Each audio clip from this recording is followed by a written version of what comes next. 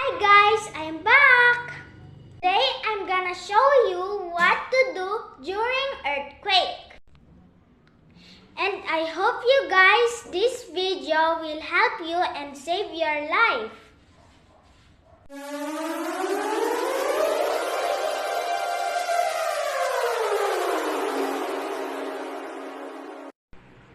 Ang lindol ay isang likas na kalamidad.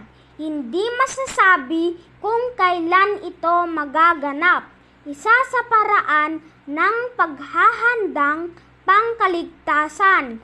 Habang lumilindol ay huwag matakot o magpanik. Gawin ang duck cover and hold. Magtago sa ilalim ng matibay na mesa. Protection ito sa mga bagay na babagsak. Knowing these simple steps can save your life. Be ready, stay calm, stay safe, and pray.